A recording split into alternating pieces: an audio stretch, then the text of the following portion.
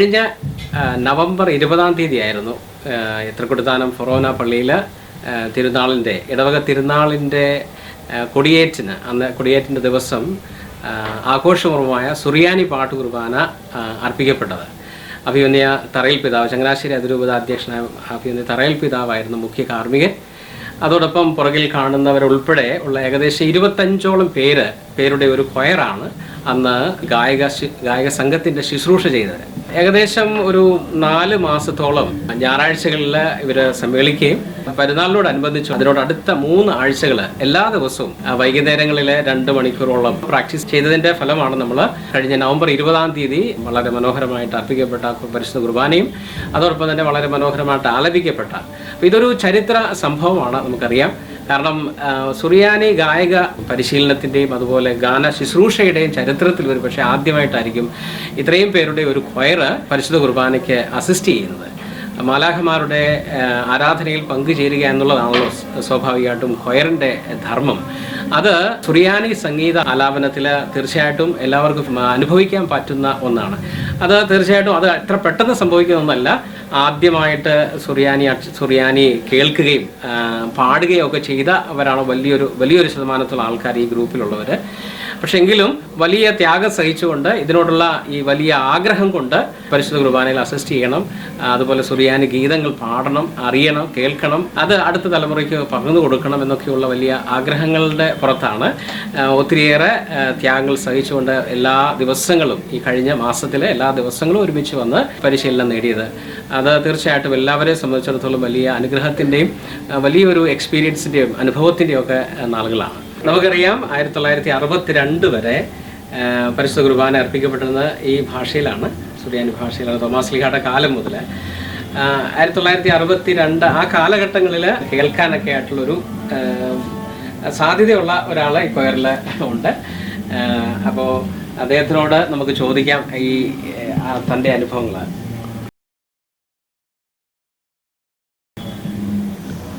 അമ്മ പണ്ട് പാടി കേട്ടിട്ടുണ്ട് ഈ സുറിയാനി പാട്ട്. അപ്പം വീടുകളിലും അമ്മ പാടുമായിരുന്നു, എന്നിട്ട് ഞങ്ങളെ പഠിപ്പിക്കുമായിരുന്നു. അത് കാരണം ഈ പാട്ടിനോട് ഒരു ഭയങ്കര ഇഷ്ടം തോന്നിയിരുന്നു. അപ്പം പള്ളിയിൽ പാടിയപ്പോൾ സ്വർഗത്തിൽ നിന്ന് പാടുന്ന ഒരു പ്രതീതിയായിരുന്നു.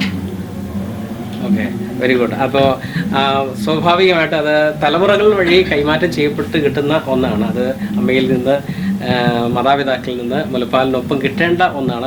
ദൗർഭാഗ്യവശാൽ നമുക്ക് ഈ പുതിയ തലമുറയ്ക്ക് അത് കിട്ടുന്നില്ല. എങ്കിലും ആദ്യമായിട്ട് ഈ പാട്ട് കേൾക്കുന്നവരാണ് ബാക്കി നമ്മുടെ ഈ കൊയറിലുള്ള എല്ലാവരും തന്നെ.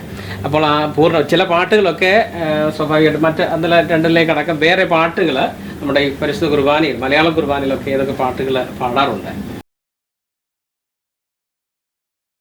ഏതൊക്കെ പാട്ടുകൾ പാടുന്ന ഗന്ധീശാലാഹ പാടുന്നുണ്ടാവും അല്ലേ? പാട്ടുകൾ പാടുന്നത് അത് പാടുമ്പോൾ ഉള്ള മറ്റു പാട്ടുകളിൽ നിന്ന് വ്യത്യസ്തമായിട്ട് ഈ പാട്ട് പാടുമ്പോൾ നമുക്കൊരു അനുഭവം എന്താണ്? ഒരു പ്രത്യേക അനുഭവമായിരുന്നു ഈ പാട്ട്. അത് കേൾക്കുമ്പോൾ നമുക്ക് ഇതുപോലെ ഒരു ഭാഗ്യം കിട്ടുമെന്ന് ഒരിക്കലും വിചാരിച്ചില്ല. അതുപോലെയാണ് നമ്മുടെ ഈ കുർബാന. മറ്റു കുർബാന മലയാളത്തിലെ പോലെ അതിലേക്കാട്ടിലും ഒത്തിരി ഒരു കുളിർമ അനുഭവപ്പെട്ട ഒരിതാണ് ഈ സുറിയാനി കുർബാന. അതിൽ അവസരം കിട്ടിയതിന് ദൈവത്തിന് ഒത്തിരി നന്ദി പറയുന്നു. അപ്പോൾ നമ്മൾ മറ്റൊരു കൊയർ മെമ്പറിൽ സീനിയറായിട്ടുള്ള ഒരു കൊയർ മെമ്പറുടെ അനുഭവത്തിലേക്ക് കടക്കുകയാണ്. എങ്ങനെയാണ് ഈ പരിശുദ്ധ കുർബാനയിൽ പങ്കെടുത്തപ്പോൾ ഉണ്ടായ അനുഭവം? എൻ്റെ ജീവിതത്തിൽ ലഭിക്കാവുന്ന ഏറ്റവും നല്ലൊരു അനുഭവമായിട്ടാണ് എനിക്ക് തോന്നിയത്. ഞാനിവിടെ കൊയറിൽ 2007 തൊട്ട് 2014 വരെ ഉണ്ടായിരുന്നു. പക്ഷേ ഇങ്ങനെയൊരു അവസരം എനിക്കിതുവരെ കിട്ടിയിട്ടില്ല. ഒരു നല്ല അനുഭവമായിരുന്നു. ആ ഭക്തിപൂർവ്വം നിന്ന് ആ കുർബാനയിൽ പങ്കെടുക്കാൻ എനിക്ക് സാധിച്ചു. വളരെയധികം ഭാഗ്യം തോന്നിയ പോലെ. ഞാൻ ഹോസ്പിറ്റലിൽ അഡ്മിറ്റായിരുന്നു, എന്നിട്ടും എനിക്കിതിനൊന്നും ചേരണേ എന്നായിരുന്നു പ്രാർത്ഥന. വന്നു കഴിഞ്ഞ് അച്ഛൻ്റെ പ്രാക്ടീസ് മൂലം എനിക്ക് കയറാൻ പറ്റി. ഒത്തിരിയും സന്തോഷമുണ്ട്. ദൈവത്തിന് നന്ദി പറയുന്നു. ഒരു വലിയ അനുഭവമായിട്ടാണ് ഇതെനിക്ക് അനുഭവപ്പെട്ടത്.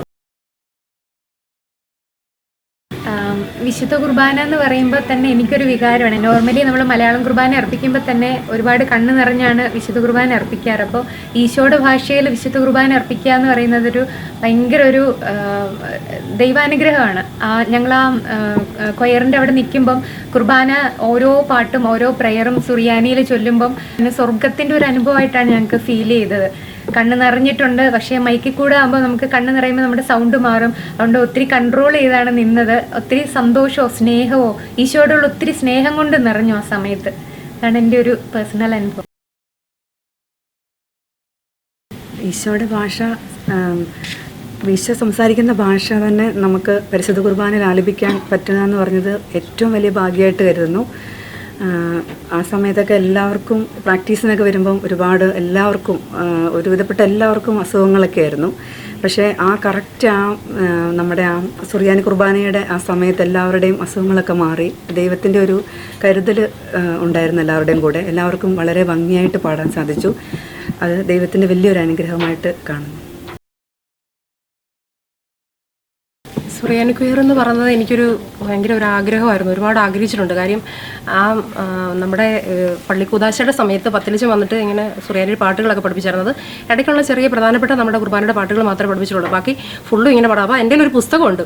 ആ ഒരു പുസ്തകം വെച്ചിട്ട് എനിക്കിത് ഫുള്ളും എനിക്ക് കുർബാന പാടണമെന്നൊക്കെ ഒത്തിരി ആഗ്രഹിച്ചിട്ടുണ്ട്. പക്ഷേ അതെനിക്കറിയത്തില്ല. അത്ഭുതം എന്ന് തന്നെ ഞാൻ പറയും. കാര്യം ഇതിൽ ഒരംഗമാകാൻ പറ്റിയതിൽ ഇത്രയും നന്നായിട്ട് പഠിക്കാൻ അച്ഛനാണ് അക്ഷരമാല മുതൽ ഞങ്ങളെ പഠിപ്പിച്ചിട്ടാണ് ഈ സുറിയാനി കുർബാനയുടെ ഫുള്ള് പാട്ടുകൾ പഠിപ്പിച്ചപ്പം ഒത്തിരി സന്തോഷമുണ്ട്. ഒരുപാട് പറഞ്ഞറിയിക്കാൻ പറ്റാത്തൊരു ഫീലാണ്. ഒരു ഈശോ ഞങ്ങളുടെ കൂടെ വന്ന് നിന്ന് ഈശോയുടെ സ്വന്തം ഭാഷയിൽ സംസാരിച്ച ഭാഷയിൽ കുർബാനയിൽ സഹായിച്ച് പാട്ട് പാടി സഹായിക്കാൻ പറ്റുന്നതിന് വലിയൊരു ഭാഗ്യമായിട്ട് തന്നെ ഞാൻ കരുതുന്നു. ഇത് ഒരിക്കലും ആർക്കും ലഭിക്കാത്തൊരു ഭാഗ്യമായിട്ട് തന്നെ ഞങ്ങൾ കരുതുന്നു.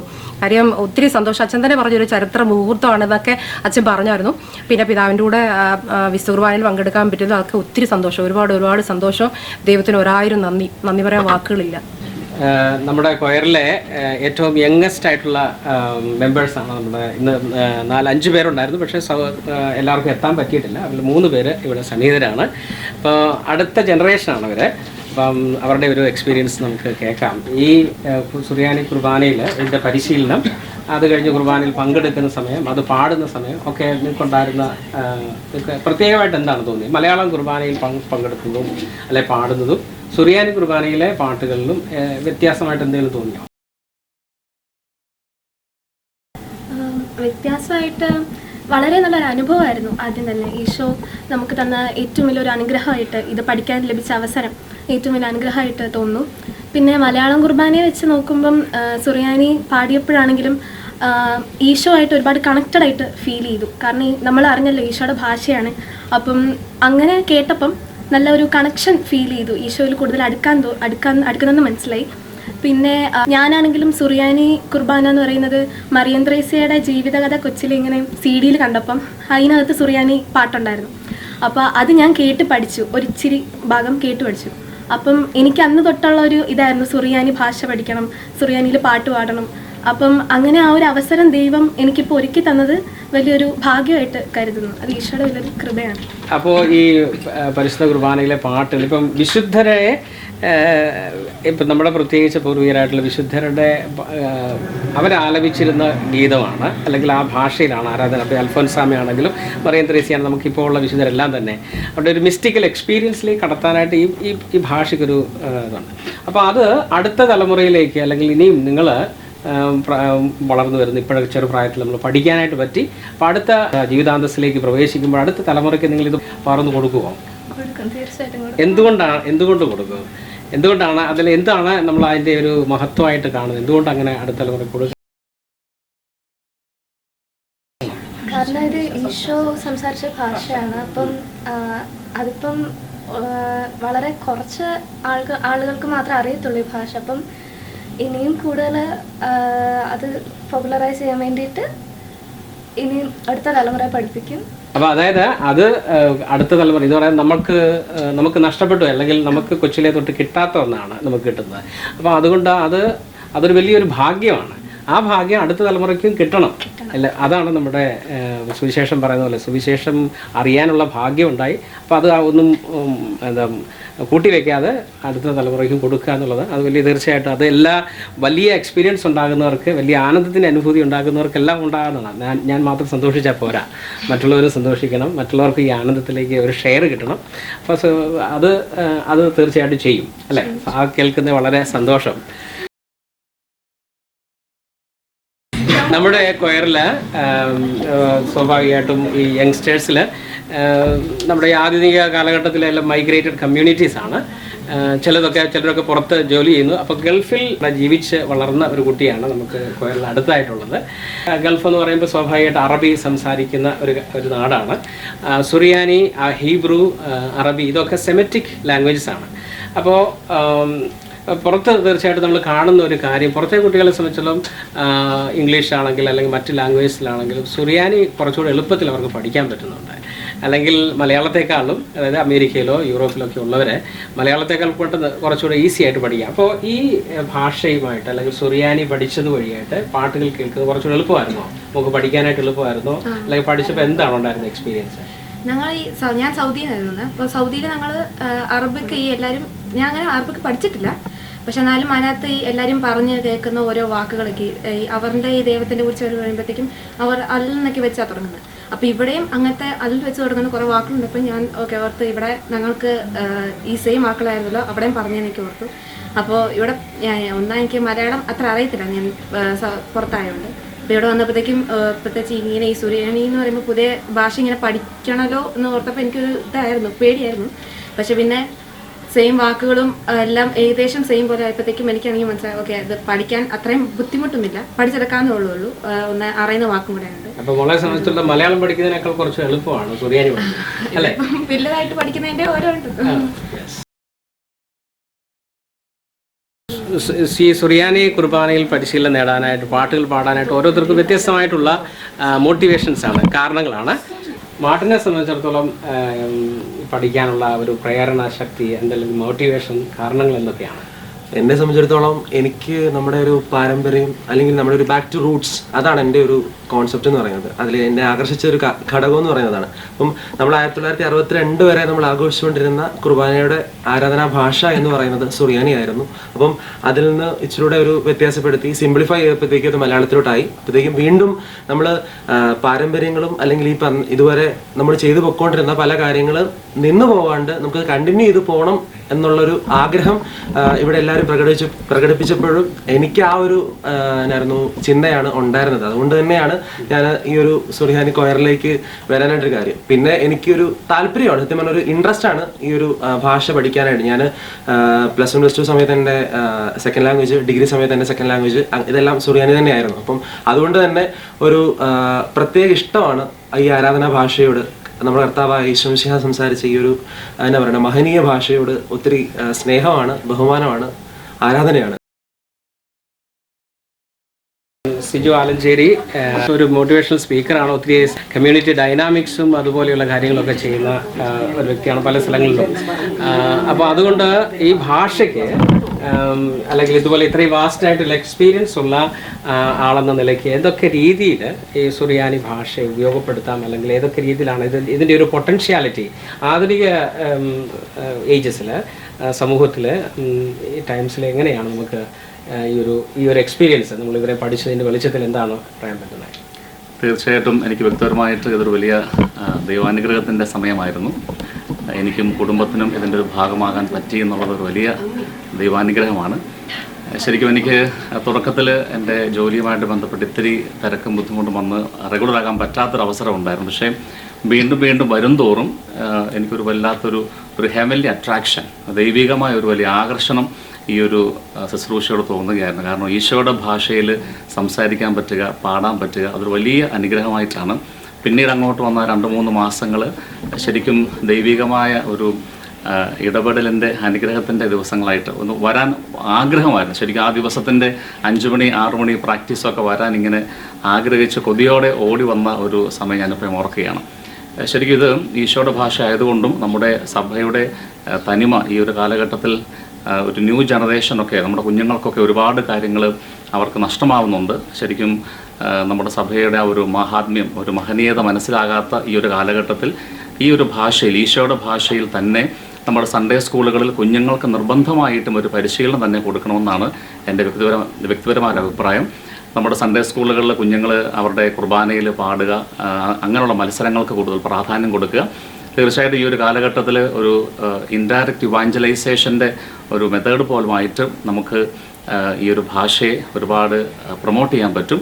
പ്രത്യേകിച്ച് നമുക്ക് നമ്മുടെ അകത്ത് തന്നെ, നമ്മുടെ സഭയ്ക്കകത്ത് തന്നെ നമ്മുടെ കുഞ്ഞുങ്ങൾക്കും ചെറുപ്പക്കാർക്കും ഈ ഒരു ഭാഷയോട് കുറച്ചുകൂടി ഒരു ആദരവും കുറച്ചുകൂടി അടുപ്പവും ഉണ്ടാകാനുള്ള പ്രോജക്റ്റുകൾ ഉണ്ടാക്കുക, അങ്ങനെയുള്ള സംവിധാനങ്ങൾ സഭയ്ക്കകത്ത് തന്നെ ഉണ്ടാവണമെന്നുള്ളതാണ് എൻ്റെ വ്യക്തിപരമായ അഭിപ്രായം. നമ്മുടെ കൂടെ ഇപ്പോൾ ഉള്ളത് ബിബിനാണ്. ബിബിൻ ഒരു ബാങ്ക് ഉദ്യോഗസ്ഥനാണ്. അപ്പം ബാങ്കിൻ്റെ ജോലി തിരക്കുകൾക്ക് ഇടയിലും വലിയ ഇൻട്രസ്റ്റോടു കൂടി വന്ന് പാർട്ടിസിപ്പേറ്റ് ചെയ്യും, പഠിക്കാനായിട്ട് ഒത്തിരി താല്പര്യം എടുക്കുക ഒരാളാണ്. അപ്പം ബിബിനോട് നമുക്ക് ചോദിച്ചറിയാം, ബിബിൻ്റെ ഒരു പേഴ്സണൽ എക്സ്പീരിയൻസ് എന്താണ്? ഏറെ അഭിമാനമുണ്ട് ഈ ഒരു നിമിഷത്തിൽ നിൽക്കുമ്പോൾ. പണ്ട് കുഞ്ഞുനാളിൽ സൺഡേ സ്കൂളിൽ നിൽക്കുമ്പോഴത്തേക്ക് നമ്മളെ അച്ഛന്മാർ പഠിപ്പിക്കുന്നു, കണ്ണടച്ച് സ്വർഗത്തെ സ്വപ്നം കാണുമെന്ന് പറയും. അപ്പോൾ നമ്മൾ കണ്ണടച്ച് കാണുന്നത് ഉയരങ്ങളിൽ നിൽക്കുന്ന ഈശോയും ചുറ്റും ഒരു മാലാഖ വൃന്ദവുമായിരുന്നു. അത് എന്താണെന്ന് ഒരു എക്സ്പീരിയൻസ് ചെയ്യാൻ പറ്റിയ ഒരു അവസരമായിട്ടാണ് എനിക്ക് ഈ ധന്യമൂർത്തത്തിൽ തോന്നിയത്. ആൾക്കാരോട് ചേർന്ന് ഒരു മാലാഖ വൃന്ദത്തെ റെപ്രസെൻറ്റ് ചെയ്ത് ഞങ്ങൾ ഒരു സംഘം അവിടെ നിൽക്കുന്നു, നമ്മളെ നോക്കിക്കൊണ്ട് ഒരു ജനസമൂഹം അവിടെ നിൽക്കുന്നു. വളരെ അഭിമാനമുണ്ട്. ഇതുപോലൊരു കൊയർ ഗ്രൂപ്പിൻ്റെ ഭാഗമാകാൻ സാധിച്ചതിന് തന്നെ ഒരുപാട് സന്തോഷമുണ്ട്. പിന്നെ ആദ്യമൊക്കെ ഞാൻ ഇതിലേക്ക് വന്നത് ആദ്യത്തെ 1-2 മീറ്റിംഗ് കഴിഞ്ഞപ്പോഴത്തേക്ക് എനിക്ക് തോന്നി ഇത് മുന്നോട്ട് പോകാൻ പറ്റുമോ എന്നൊരു ഡൗട്ട് ഉണ്ടായിരുന്നു. പക്ഷേ നമ്മുടെ സജിച്ചൻ്റെ വളരെ സുസ്ഥിരമായ ഒരു സപ്പോർട്ട് ഉണ്ടായിരുന്നത്. കാരണം അച്ഛൻ വളരെ ബേസ് തൊട്ടാണ് എല്ലാവരെയും ഒരുപോലെ കൺസിഡർ ചെയ്ത് ഓരോരുത്തർക്കും അവരവരുടെ എന്തൊക്കെ ഡിഫിക്കൽട്ടി ഉണ്ടോ അതെല്ലാം ക്ലിയർ ചെയ്ത് ഒരേപോലെ എല്ലാവരെയും കൊണ്ടുപോയി. പിന്നീട് അത് താല്പര്യമായി. എനിക്ക് പിന്നെ ഒരു ക്ലാസ് പോലും മിസ് ചെയ്യാൻ പറ്റാത്തൊരവസ്ഥയായി. ഞാൻ എൻ്റെ പല തിരക്കുകളുണ്ടെങ്കിൽ പോലും ജോലി സ്ഥലത്ത് നിന്നും നേരെ തന്നെ ഇങ്ങോട്ട് വന്ന് പ്രാക്ടീസുകൾ ചെയ്യാൻ ഒരു മണിയും കാണിക്കാറില്ലായിരുന്നു. ഏറെ സന്തോഷമുണ്ട്, അഭിമാനമുണ്ട് ഈ നിമിഷത്തിൽ. Thank you. നമ്മോടൊപ്പം അന്ന് കീബോർഡ് വായിച്ച ജെറി ഉണ്ട്. മ്യൂസിക്കൽ അക്കമ്പനിമെന്റിൽ ജെറിയാണ്. അപ്പോൾ ജെറിയോട് നമുക്ക് ചോദിച്ചു നോക്കാം, എന്താണ് ജെറിയുടെ ഇപ്പം മലയാള കുർബാനയ്ക്ക് വായിക്കുന്ന ആളാണല്ലോ അല്ലേ?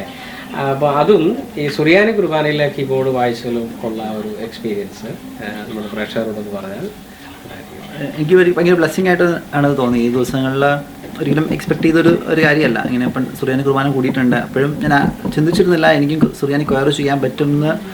ഒരിക്കലും ചിന്തിച്ചൊരു ഒരു കാര്യമല്ല. പക്ഷേ ഇങ്ങനൊരു സംഭവം സംഭവിച്ചപ്പം എനിക്കും ഈ പ്രാക്ടീസ് തുടങ്ങിയൊരു സമയങ്ങളിൽ ഇച്ചിരി ഹെസിറ്റൻ്റ് ആയിരുന്നെങ്കിലും പക്ഷേ by time and by days എനിക്ക് ഭയങ്കര ബ്ലെസ്സിങ് ആയിട്ട് തോന്നി. ഒരു ദിവസം പോലും മിസ് ചെയ്യാണ്ടിരിക്കാൻ തോന്നി. എനിക്ക് ഏറ്റവും ബ്ലെസ്സിങ് ആയിട്ട് ഞാൻ കൺസിഡർ ചെയ്യുന്ന പ്രാക്ടീസ് ഡേയ്സ് ആണ്. ആ ദിവസങ്ങളിൽ പ്രാക്ടീസ് ചെയ്യുമ്പം ഓരോ കാര്യങ്ങൾ അച്ഛൻ പറഞ്ഞു തരുന്നു. ഏറ്റവും മൈന്യൂട്ടായിട്ട് ഡീറ്റെയിൽ ആയിട്ട് ഇതിൻ്റെ മീനിങ് എന്താണെന്നൊക്കെ പറയുമ്പം കുർബാനയെക്കുറിച്ച് മനസ്സിലാക്കാൻ എനിക്ക് സാധിച്ചു എന്ന് എനിക്ക് തോന്നുമായിരുന്നു. ചില സമയത്ത് elevation and breaking of the body, ചില ഹെഡ്സ് ആണ് ഇങ്ങനെ അത് കൊടുക്കുമ്പം ഓക്കെ ഇതാണല്ലോ അവിടെ സംഭവിക്കുന്നത്, ഇതായിരുന്നല്ലോ അവിടെ സംഭവിച്ചുകൊണ്ടിരുന്നത്. അല്ലെങ്കിൽ prayer of sealing, Huthama, okay sealing ആണ് അവസാനത്തെ ആശീർവാദത്തിൽ സംഭവിക്കുന്നത്. അല്ലെങ്കിൽ ഇങ്ങനത്തെ തോട്ട്സ് എന്നെ ഭയങ്കരമായിട്ട് എന്നെ ഇൻസ്റ്റിൽ ചെയ്തു. എനിക്കതൊരു ഭയങ്കര ഒരു റെവല്യൂഷനായിരുന്നു. ഒരു സട്ടിലാണല്ലോ ഇതിൻ്റെ ഒരു രീതിയിലും മ്യൂസിക്കും ഇച്ചിരൂടെ ഡിഫറെൻ്റ് ആണ്. നമ്മൾ സാധാരണ മലയാളം കുർബാന സിറമന്മാർ കുർബാന അർപ്പിക്കുന്നതിൽ നിന്നും ഇച്ചിരി ഡിഫറെൻ്റ് ആണ്. അപ്പം ഞാൻ ചിന്തിക്കുമ്പം ആ കുർബാന കഴിഞ്ഞ് ഇറങ്ങിയപ്പോൾ ഞാൻ ചിന്തിച്ചു എനിക്കത് നാളിതുവരെയിൽ എനിക്ക് ചെയ്യാൻ പറ്റുന്നതിൽ മിസ്റ്റേക്സ് ഉണ്ടായിട്ടുണ്ടാവും, ഉറപ്പായിട്ടും ഉണ്ടായിട്ടുണ്ട്. പക്ഷേ ദൈവാനുഗ്രഹപ്രദമായിട്ട് എനിക്ക് ചെയ്യാൻ പറ്റിയ ഒരു കാര്യം എന്ന് ഞാനിങ്ങനെ കൺസിഡർ ചെയ്യുന്ന ഒരു കുർബാനയായിരുന്നു സുറിയാനി കുർബാന. അതിലേക്ക് ഒത്തിരി ബ്ലെസ്സിങ് ആയിരുന്നു. ഇങ്ങനെ ഒരിക്കലും ചിന്തിക്കാത്തൊരു കാര്യം, ഏറ്റവും ദൈവാനുഗ്രഹപ്രദമായി അതും ഏറ്റവും ബെസ്റ്റായിട്ട് പഠിക്കാനും മനസ്സിലാക്കി ചെയ്യാൻ പറ്റിയല്ലോ. നോട്ട് ജസ്റ്റ് മ്യൂസിക്, അതിലും കൂടുതൽ കുർബാനയെ മനസ്സിലാക്കാനും സുറിയാനിയെ മനസ്സിലാക്കി ചെയ്യാനും പറ്റി എന്നുള്ളൊരു ദൈവാനുഗ്രഹമായിട്ട് ഞാൻ കണക്കാക്കുന്നു.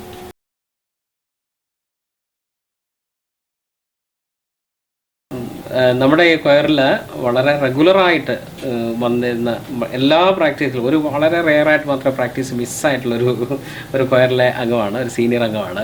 അപ്പോൾ അദ്ദേഹത്തോട് നമുക്ക് ചോദിക്കാം എന്താണ് തൻ്റെ അനുഭവത്തെക്കുറിച്ച്. എനിക്ക് സുറിയാനി പഠിക്കണമെന്ന് ഭയങ്കര ആഗ്രഹമായിരുന്നു.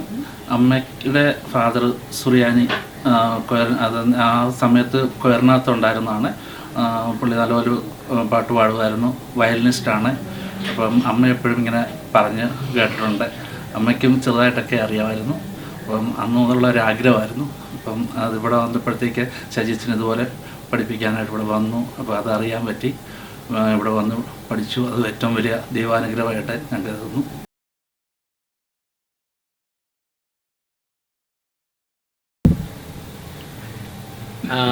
ഇനി കൊയർ ഫോർമേഷനുമായിട്ട് ബന്ധപ്പെട്ടുള്ള എൻ്റെ എക്സ്പീരിയൻസ് റെഗുലാരിറ്റിയുടെ ഒരു പ്രശ്നം തുടക്കത്തിൽ തോന്നിയിരുന്നു. പക്ഷെ പിന്നെ മനസ്സിലാക്കിയ ഒരു കാര്യം, ഇതുമായിട്ട് തുടക്കത്തിൽ സ്വാഭാവികമായിട്ട് ഒരു സ്ട്രേഞ്ച്നെസ്സും അല്ലെങ്കിൽ ഒത്തിരി സാക്രിഫൈസ് വേണമല്ലോ.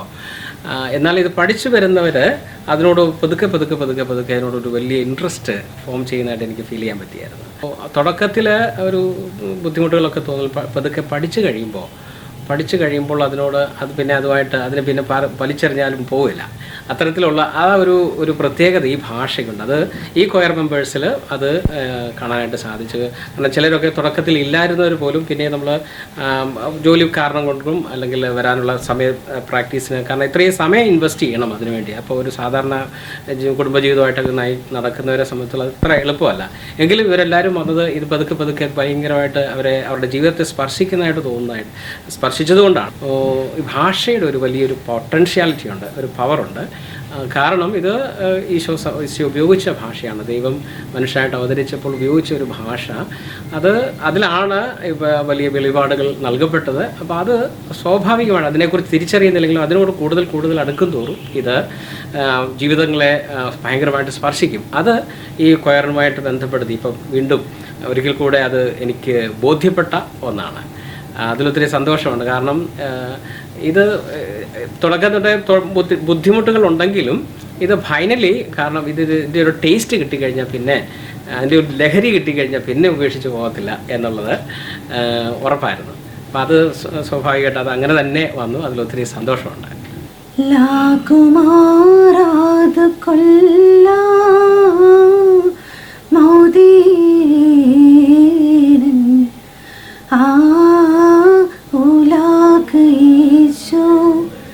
मिसिहा